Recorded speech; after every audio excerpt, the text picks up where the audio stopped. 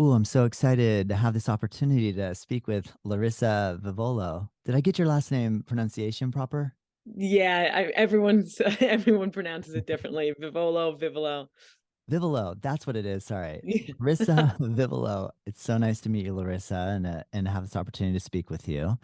Thank you Thank for you, joining Todd. me. Thank you. You're welcome. How are you doing today? I'm doing well. I'm doing well. I'm actually in New York right now visiting family, which is nice. Nice. Um, but yeah, I'm doing well. How are you doing? I'm doing really good. I'm actually having a great day. I had a really challenging week last week, and so to come in today to the studio and feel really good, I was like, oh, home sweet home. I'm so happy to be back. So I can imagine. so yeah, actually I'm having a really good day. Thank you for asking. And you know what, I'm excited this opportunity to speak with you is I met you through you invited my wife Tamara to Yeah. help teach at a upcoming retreat that you're hosting here in Palm Beach County. And Yeah. Yeah. so I thought I really, when I saw your credentials and or what you're hoping to achieve from the event, I thought it'd be a great conversation to hear what your dreams and aspirations are. And on that note, can you talk or tell me a little bit about this upcoming retreat that you're going to be holding here? Yeah, definitely.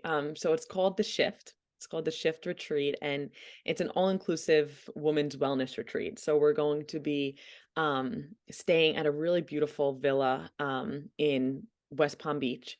It has beautiful, bedrooms, and there's a heated pool and private, sitting areas. There's a petting farm and tennis courts and volleyball courts on property, which is really cool. But most importantly, it's kind of like what's going into it. It's going to be kind of like a blend of personal growth and self improvement, empowerment workshops with a bunch of different things that will help the women feeling renewed and refreshed and reconnected. So, a lot of outdoor excursions. We're going to do a kayak excursion.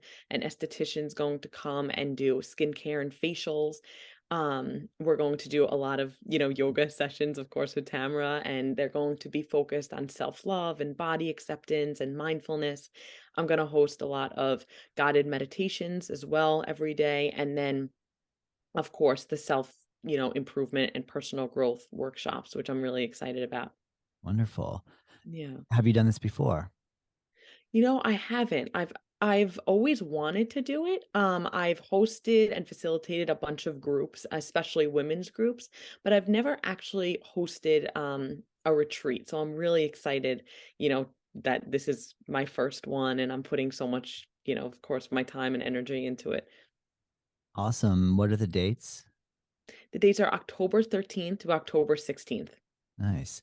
And and I know we'll have the links in the description below where people, if they want to check out the information, the website will be down there. And it's a little bit of a longer name. It's like event. Can you tell me the name of the website again? Yeah, it's eventcreate.com and then it's /e/ the shift retreat. Cool. Yeah. Nice. Very nice. And can you tell me a little bit about what your background is in relation to your career?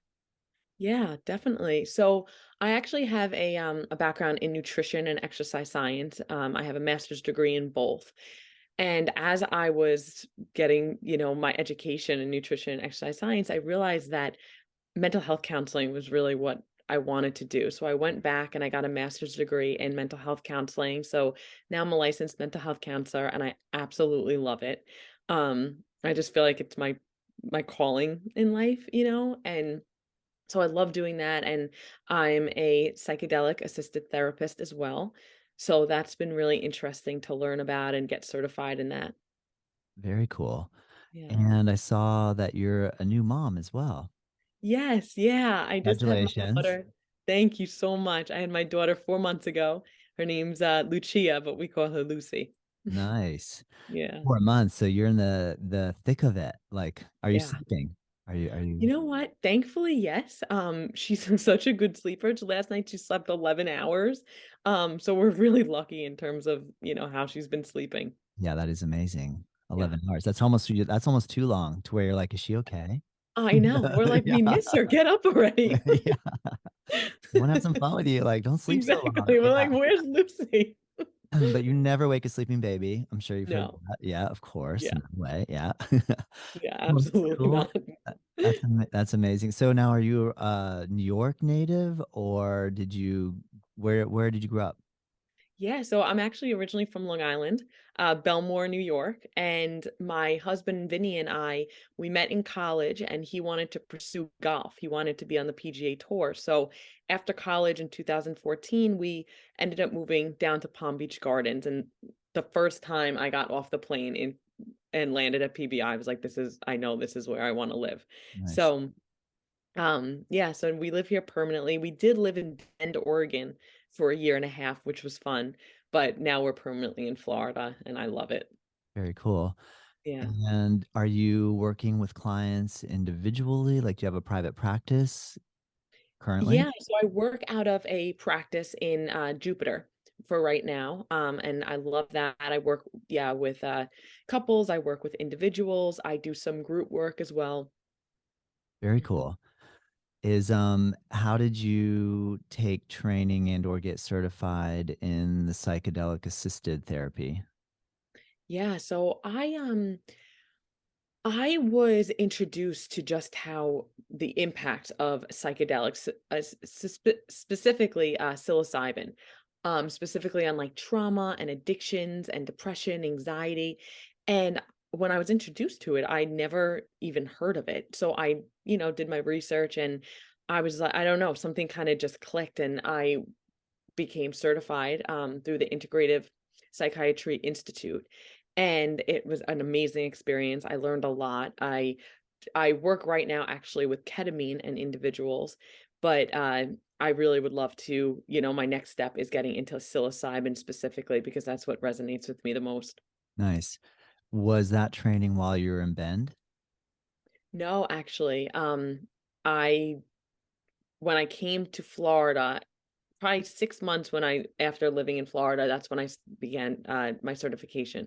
Gotcha. I Yeah. recently saw a series on Netflix with, oh man, oh shoot, I have to remember the name of it now.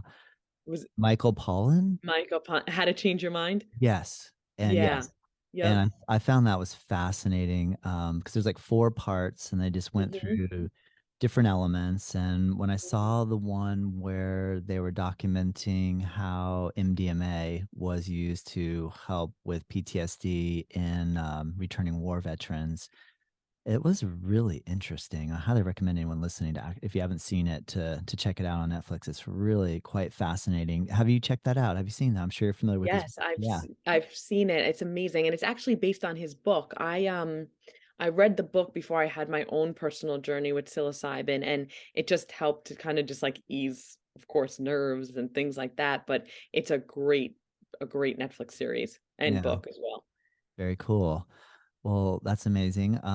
So with the upcoming retreat, what is the like the food and the like cook element? Is there someone going to come and be like a chef, or are you going to cook or? Yeah, so this is another aspect I'm so excited about. We're actually having a personal chef come and make homemade meals. He's going to do a cooking class. I'm going to get catered other food from really delicious places around West Palm, but the personal chef is going to come and teach us, some cooking, tips and things like that. So I'm really excited. That's cool. Yeah. I've never gone on a retreat that's just a men's retreat, and I've heard a lot about it. And can you explain a little bit of the dynamic behind or the reason why you're choosing to do like a women's only retreat? Yeah, definitely. So I ch I chose to do this retreat for a small group of women. So there'll be 7 women in total, 8, of course, including me. And my goal for these women is to just come and feel just reconnected to themselves and make genuine relationships with other people. It's going to, of course, kind of entails some vulnerability, right? And I've through my personal experience working with clients and working with people, um, when we're talking, I guess, about things that are very personal, women can most like, they could relate to each other of like what they're going through. So that's why I chose to do an all women's retreat. Especially just for this one and kind of how I'm tailoring the personal growth workshops and different things like that. Nice. You said that, or I think you mentioned that you work with couples as Yeah. well, like in your current practice. Yeah. Is that something that you also would contemplate doing in the future? Like, is that even a thing? Like a couples retreat? I can't even say couples retreat without laughing from the movie. Yeah, I know, you think about the But movie. yeah, I mean that's like the classic like male yoga stereotype, like make fun Mhm. of the male yoga teacher movie, like, but it is so hilarious. It But is. I, I mean, I love that movie. it's classic. Would you I mean, I guess holding a couples retreat like in a private home like this, would that be more difficult? Or I mean, would it be seems like it'd be easier just to say like this is a women's retreat or, same sex Yeah. retreat. Yeah. Yeah, exactly. I am thinking though of doing a couples retreat. I definitely believe in, couples work and self-improvement and how that contributes to the overall relationship. So I definitely have thought about doing a couples retreat in the future. Um I haven't really thought about it in depth yet in terms of like where it would be or how the program would really be designed, but I definitely think it would be effective for couples who are willing to kind of work on themselves and to see that benefit within their relationship. Nice. This is such a beautiful area. And often when we're thinking about doing and holding retreats, we're like, what country should we go to? Like, Mhm.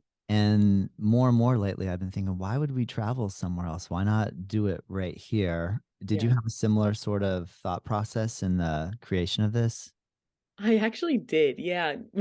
When I first decided that I was gonna host a women's wellness retreat, I was like, "All right, well, where do I do it?" And I was looking honestly, maybe I should go back to Bend, Oregon and do it something there, and I was like, we live in paradise, like, why not just do it here? Yeah. So that's when I was like, it just works out, especially too with Lucy, her being, at the time, probably 7 or 8 months. So, I wanted that just to keep it, local.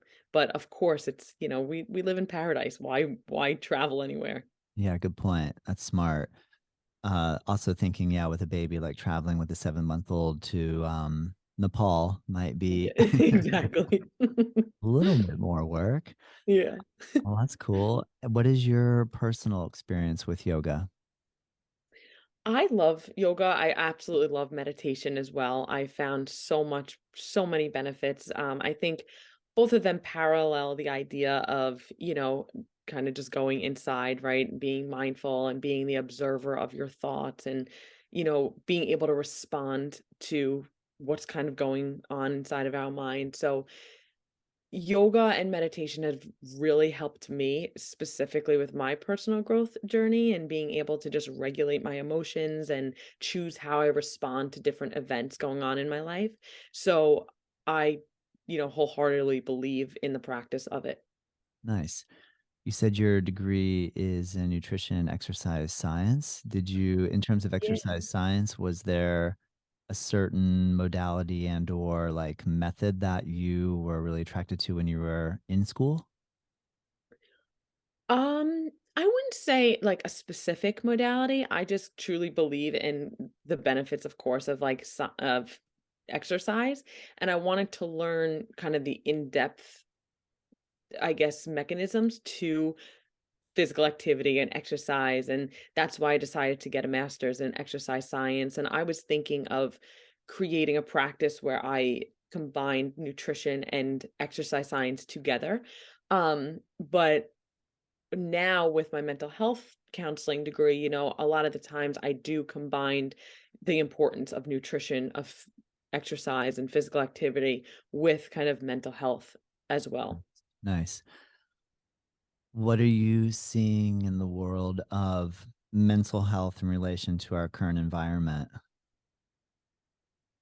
It's a In terms broad question, but of yeah, I'm just curious what your take is on when you look around and you're if you were to take an evaluation or assessment of like the Mhm. mental health status of USA at the current moment, like, Yeah. or the world. I know it's hard to speak on the world's behalf or anyone outside of even our own personal experience, but what are your thoughts on our current Yeah. state of mental health in the world? Yeah, well, when you say that, the first thing that comes to my mind is just like technology, right? And, of course, technology has so many benefits to it, but of course, like anything in life, there's pros and cons. And when I think of mental health, right, I just automatically kind of think about like what I see all the time with my clients and even just like me personally, of we look at everybody else's kind of like highlight reels, right? And everyone type kind of post on Instagram or social media about what's going on in their life or what they're doing. And we see everyone's highlight reels, but we don't really see what goes on behind closed doors. So in terms of mental health as like a country, right? I feel like we just have to give ourselves permission to be human almost of like we all struggle. We all have a story and it's okay. Right? It's okay to struggle. It's okay to, have a difficulty. But with social media, it's hard to almost accept that about ourselves if we feel like nobody else is going through that, if that makes sense. Yeah, So I think that technology, of course, with all its benefits, has had a somewhat of a negative impact on our mental health. And because of just the rise in technology, I feel like it has had a direct correlation with our mental health. yeah. I would have need to have prepared you to be able to answer this question, but do you know any of the stats currently with um I guess, I mean, what is an indicator of mental health? The amount of suicides that are happening in the country is like, how do we measure good mental health? Like, is there a benchmark or if we were to look at the stats, are we on an upward? I mean, are things improving or going down? I'm not up on that. Yeah, no, I know what you're saying. I think that we can measure it in all different ways. And so I could only really talk about my personal experience and what I've seen. And I've just seen kind of like a rise in anxiety, right? Or depressive symptoms. Maybe someone doesn't have full-blown major depressive disorder, but they may experience more depressive like symptoms, right? Such as not being motivated or helplessness, right? Or just feeling lonely and isolated, right? So I think that we could measure mental health in terms of like the symptoms that people are experiencing and what's causing those symptoms. Yeah. And I think that a lot of different aspects have an effect, of course, on, people's mental health or mental well-being. Yeah. That makes sense. Are what type of so I would imagine that studying in the world of psychotherapy, you come across all the great legends like Jung and Hmm. Freud. And was there a specific style or um, professional that you really gravitated toward or when you were studying and learning? Yeah, so I really look up to and admire Carl Jung, right? Especially like his shadow work and things like that. But the approaches that I like to tailor my work towards is both the psychodynamic and solution focus. So like moving forward. So I'm all about kind of being aware, right? I feel that, we can't make improvements or move forward if we're not aware of what we have to improve upon, right? So I very much emphasize the importance of taking a step back and saying, okay, what's going on with me? Like what am I struggling with? What am I having a difficulty with? It's okay. Like it's okay not to be okay. And so first and foremost, acceptance and awareness. And I like to explore like, okay, where did that stem from? Right? Maybe what happened in your childhood that led you to believe you're not good enough, right? Or you're not smart enough to do X, Y, and Z, or you have a fear of this or that, right? So I like to explore kind of where it stems from and the root causes. And then I like to say, okay, well, now that we're aware, right, and that we accept the fact and that it's okay, now what can we do about it?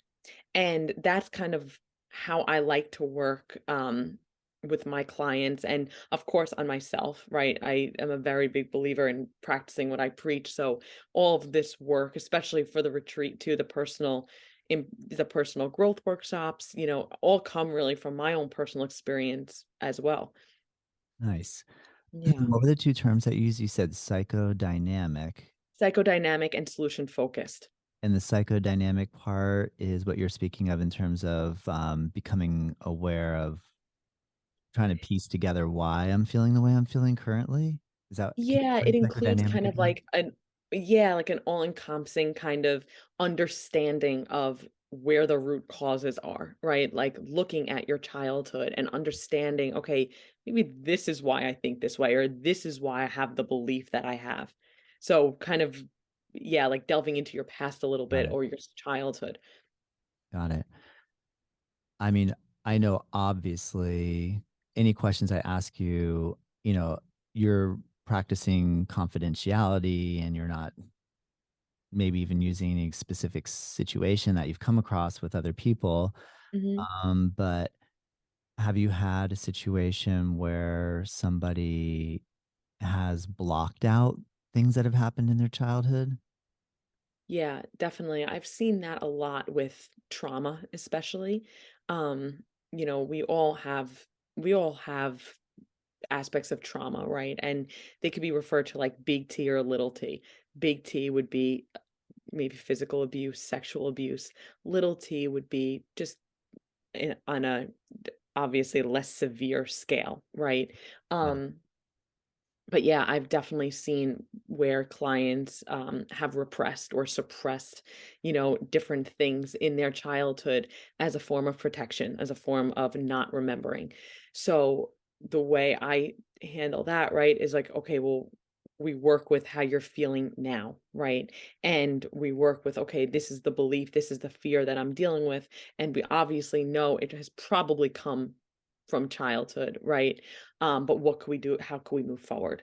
Yeah. There's also another approach that I recently became trained in called EMDR. It's eye movement desensitization and reprocessing therapy. And that is a really amazing therapy, especially with trauma and different like phobias and things like that, where the bilateral stimulation connects to kind of the subconscious mind, and it almost opens up a different aspect of your mind that you never really knew was there, almost like things just start coming up because of this connection between the bilateral stimulation and what we're focusing on, if that Wow. makes sense. It does. Yeah. Let me try to repeat that back. Eye movement. What was it? Mhm. EMDR. I Wait, know it took me a what? while too. Eye movement I desensitization Yep, and reprocessing. reprocessing. All right. Yep, so That was a good EMDR one.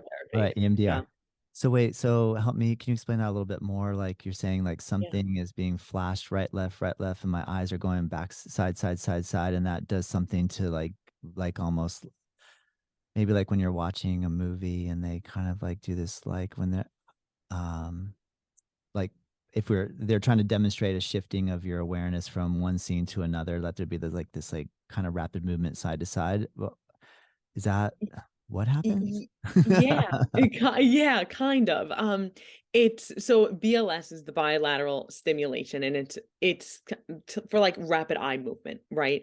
Yeah. So you would follow, like, my finger or a pen, or they have other kinda tools, Mhm. and what it does is we focus on something, right? Something, maybe a limiting belief or something, a fear, something like a negative belief, even a positive belief, Mm. and what we do is we work to desensitize you to that negative belief or that fear or that phobia, Right. right? And then you pick a more adaptive belief or a positive belief that you could kind of reprocess and replace the negative belief with. Mm. And it's a really amazing That's cool. therapy approach that I've seen yeah, like really, really great results with. That's And cool. there's something that connects, like again, like the bilateral stimulation as you're consciously and purposely thinking about a specific thing. Yeah. Cool. That's Yeah. interesting. Yeah. What other techniques do you employ and or have studied? Yeah, so another technique that I love is called IFS. It's internal family systems. And that's an approach that I work with a lot too with my clients. And it pretty much is a theory. It's by Richard Schwartz. He's great. And he found that we all are made of parts, right? So, a part of me is nervous to go to the party, but a part of me is excited, right? So we all kind of experience this on a daily basis of our different parts and how one part of me feels this way, but the other part of me feels completely different.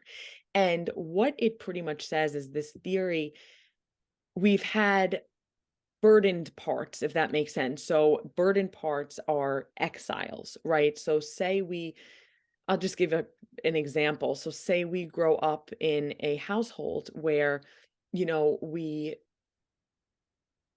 were embarrassed or we were extremely put down, right, for not getting a good grade in school, say, and we felt that shame, we felt embarrassed, we felt not good enough, right? So a part of us or a protector part would say, okay, so Larissa never feels this shameful or this embarrassed again. I am going to protect her, right? By making her work even harder to get hundreds or A's on every single test thereby after, right? So this perfectionist part is now a protector, if that makes sense. So the exile that's underlying it is that shamed, maybe 6-year old, but this protector part came when I was feeling that way and now protects me in my daily life or manages my daily life to, you know, have these perfectionist tendencies. Does that make sense? Does. Yeah. So IFS is a Amazing. really great therapy to understand our different parts and work to heal them Yeah, and kind of release them from these roles that they've been playing in our life. that's interesting. Do you find it hard or easy to, as a therapist, remove your own personal experience Mhm. when you're working with other people? Like, I mean, like even just you telling me that story, I was flashing back to just recently with my son coming home with Mhm. his grades and me kind of going, all right, well, that was that. Let's try to do better next time type of thing. Right. Mhm. Mhm. And like it brings even just you telling me that story brought my own kind of like, Yeah. crap, am I damaging my own children? You know, like with my perfectionistic traits. And and so sometimes I find it's, it can be challenging to, as a therapist, remove my own personal stuff from when I'm working with other people. How do you balance that in your work? Yeah, I think that's a really great point to bring up. Again, like what I was saying before, like I'm a big believer in practicing what I preach. So, I think that I've worked a lot on my own self-awareness, right? Where I'm able to, like, if a part, say, right, comes up, or I'm thinking about like my own personal stuff, or like how that, triggers or affects me, I'm able to take a step back, right? And I'm able to kind of almost like talk to myself and say, okay, this is about the client, and I have to take that step back. So I think that it all comes down to awareness and putting my own stuff, of course, aside, right, when I'm working with people. But if things do come up and I am, you know, quote unquote triggered, right, I'll make a mental note of that of like, okay, maybe I'll work on that or I'll explore that more, Yeah. right? So it comes down to being aware of what is coming up and then working on that myself. Yeah. Good answer or good point.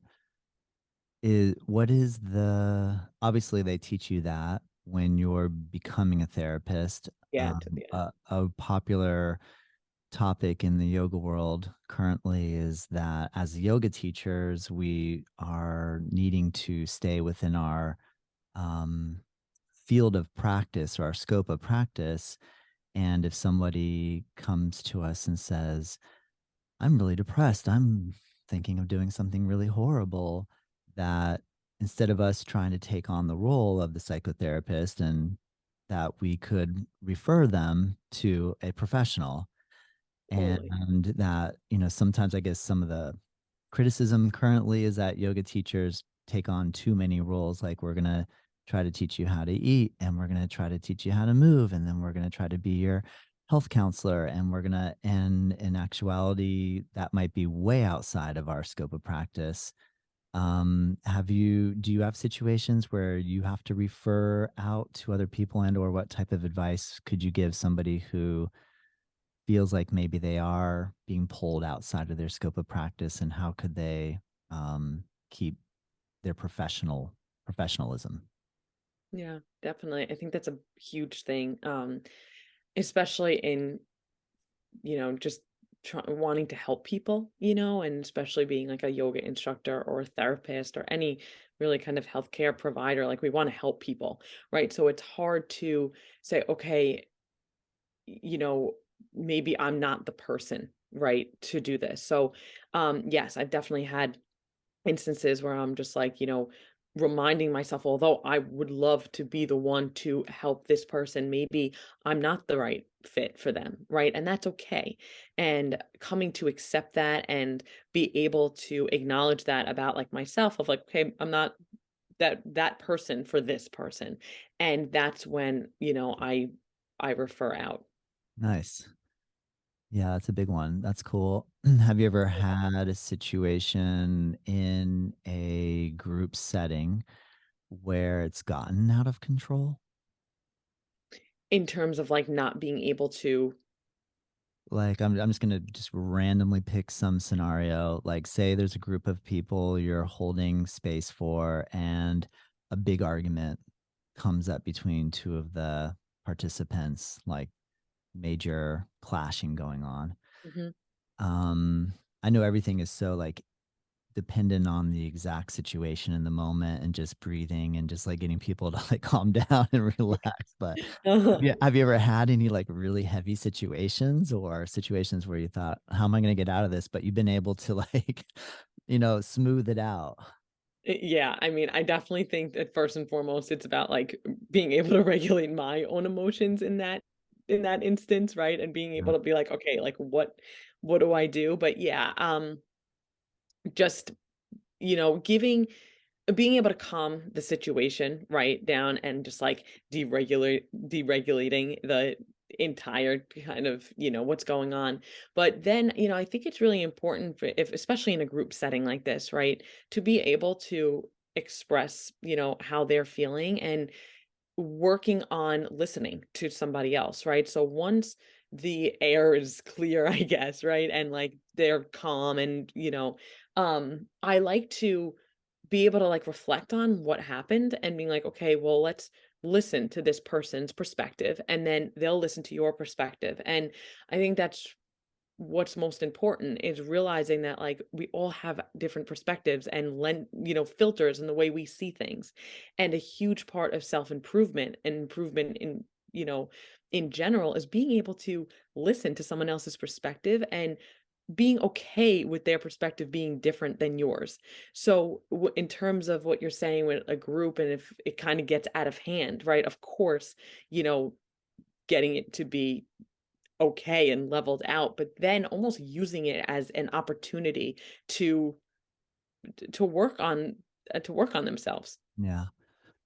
Great answer. I know we're heading closer toward 2024, obviously. Hmm. And, like with elections and politics, I remember last time around, like it got so intense, like so Yeah, heated. So yeah, everything you just said sounds like that'd be cool if you could get out like on a national level and just kind of educate all of us to yeah. just try to listen to other people. Yeah, You don't I have to like know. prove a point. Yeah. Hmm. Yeah, it's a Yeah. big one. That's a big one. Especially when it comes to politics, right? Because Yeah. that's kind of like the heaviest, I think, topic Everyone right is now, like, yeah, especially, the last election of yeah, we couldn't even people couldn't even listen to each other, right? Or right. give people the decency of like what they're saying. It's just what they believe. And, if we want to all get along, and we don't even have to all get along, just move forward, right? Just we have to learn to respect other people's perspective and opinion. And just because they believe something you don't doesn't mean they're wrong or they're right. It's just a Yeah. perspective. Yeah. Great point. Um, are you an avid reader? I am. I love reading. Is there anything you can recommend us, me, the listener, something that you're reading that you get some inspiration from? And do I want to have another question after that, but I'll let you go there first. Yeah, so I'm just gonna kind of think about my recent books. No Bad Parts by Richard Schwartz is a great book, with the IFS, what I was talking about before, internal family systems perspective. It's kind of for like the average reader or consumer. Um, I love I love that book. The Untethered Soul by Michael Singer. I love that one. You love it, yeah, is one of my favorites. And Raising Good Humans is a great book. It's geared towards parenting, of course, and I was reading it, when I was pregnant, but it's almost just like a self-improvement book for anybody. It's just geared towards parenting, Nice. and it's a really, really great book that I would highly recommend anybody read, Cool. especially, young parents or, uh, parents in general. Nice. I'll definitely check those out. I Yeah. appreciate that. And you've authored a book. Yeah, yeah. So I published a children's book called Quindolin. It's a rhyming children's book. It's about a young boy. He's disabled. He has a prosthetic leg, and he's on his journey to find a puppy that's different and unique like he is. And the book kind of follows his journey of finding his perfect kind of puppy. And it's a fun children's book. Which was cool to publish that. Nice. And I'm also in the midst of publishing my other book called Change Your Glasses, and that's more geared towards, of course, adults and how to change our perspective. And it's 10 chapters, right? And it's almost like a guide and interactive book where you read a chapter, and then you apply what you learn to your own life. Nice. Yeah. How long did it take you to write that? So I've been working on this book for a long time. I used to host like these mini self-improvement like workshops almost called Boditude. And all of the topics that I would use I put into this book pretty much. I condensed it and put it into this book. So I've been working on this for a while. I wouldn't say like consistently, right, where it's kind of been my number one priority, but now, I'm very dedicated to publishing it within like, the next couple of months probably. Nice. Yeah. Boditude meaning body attitude? B- Yeah, so Or like a Boditude, bad attitude or a, a bad boditude or a baditude?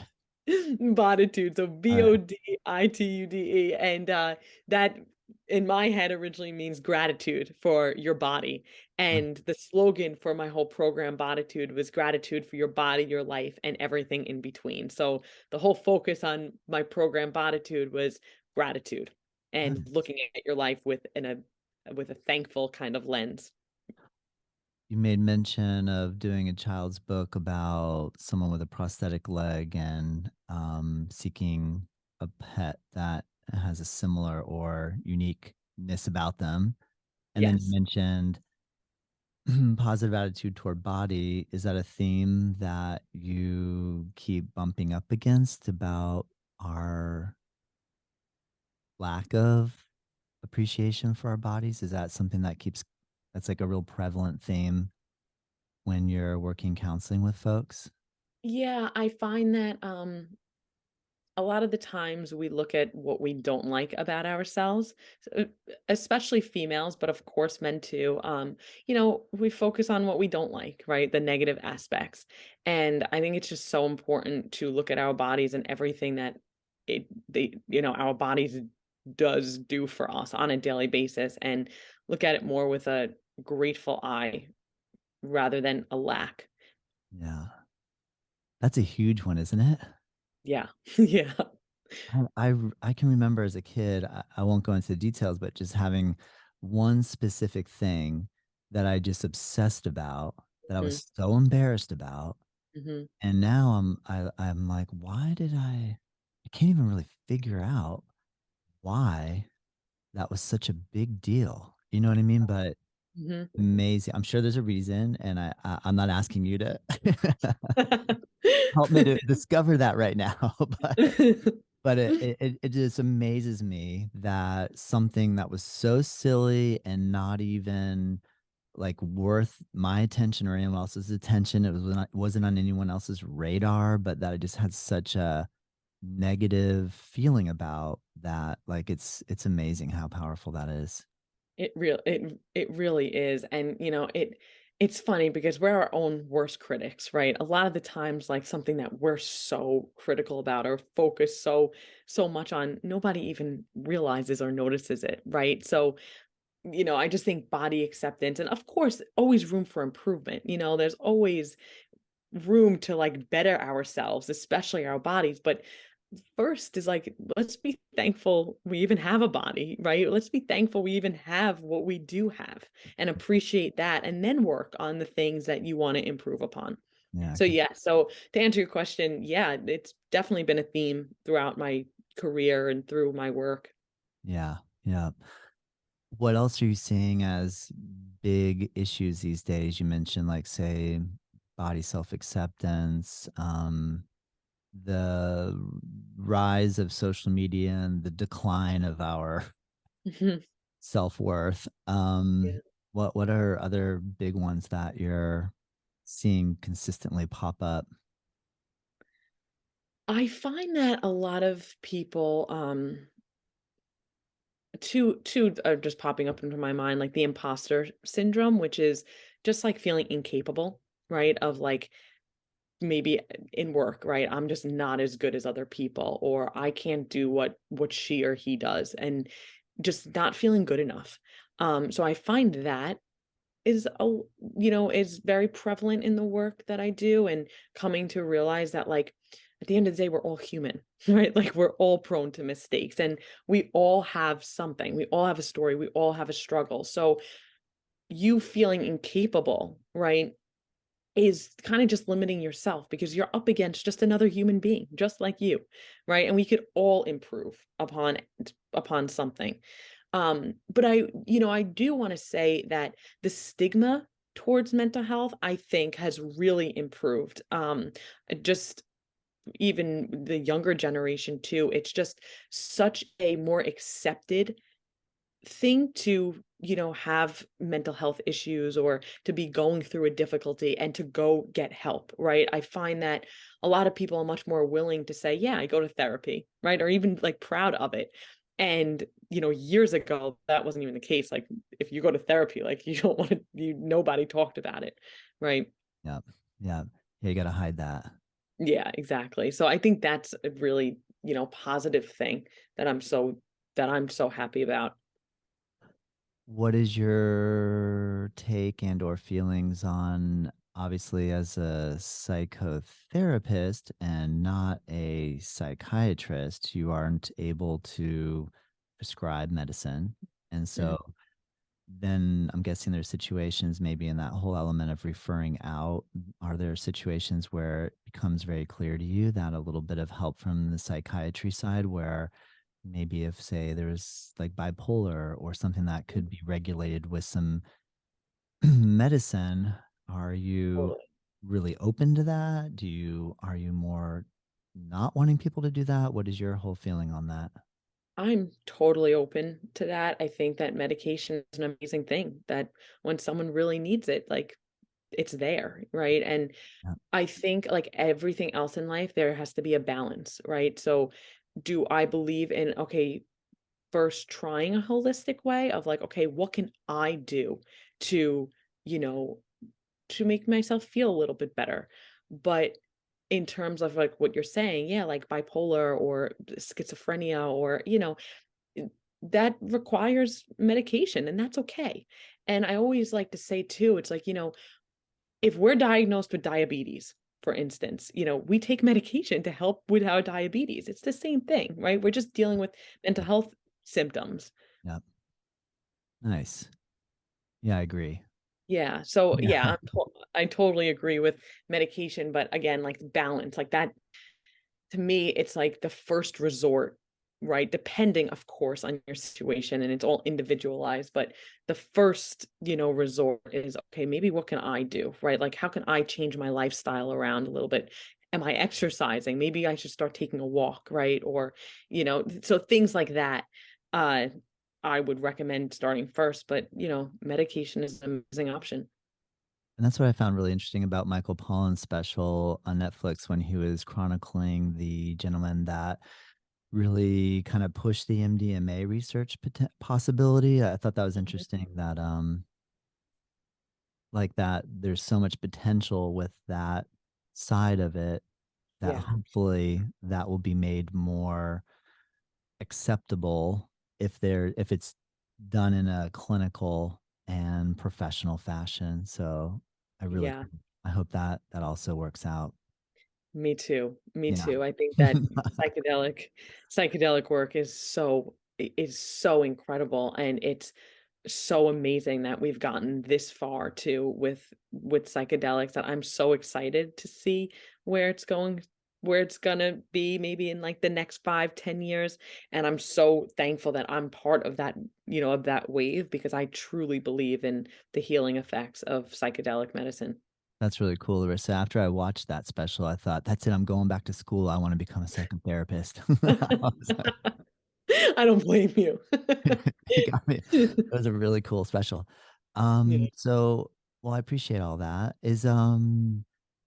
If you could paint like your ideal dream scenario for this particular retreat that you're going to be leading in October, like what is your I feel like I got a good idea of what your vision is, but if you have a really kind of clear picture that you could paint for us, like what you would hope that this type of retreat will lead to.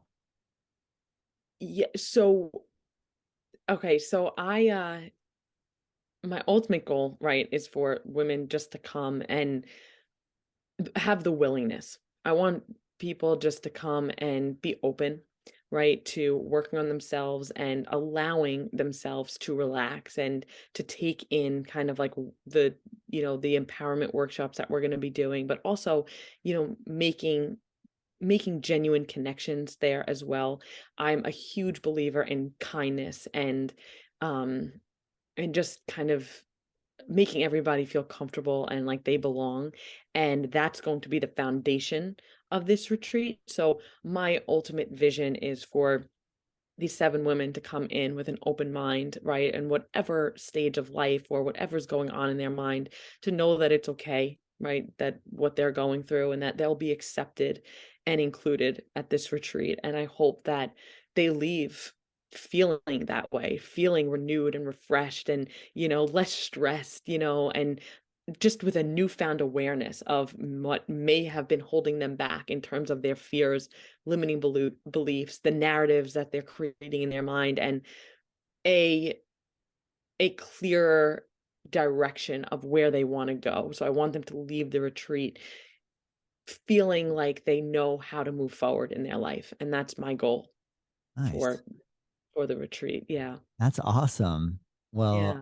I really do appreciate you reaching out to Tamara to have her be a part of it. So I know she's really excited about that. So And excited for her to be a part of it. I can't wait. thank you. And I'm so happy, or I appreciate you taking time out of your busy day. I know having a little one, it's not easy to get childcare and niche out an hour. So I really appreciate you doing this with me today. And you shared a lot of great ideas and insights. Is there anything that you would like to close with, or any kind of final thoughts and or inspiration that you'd like to leave us with here?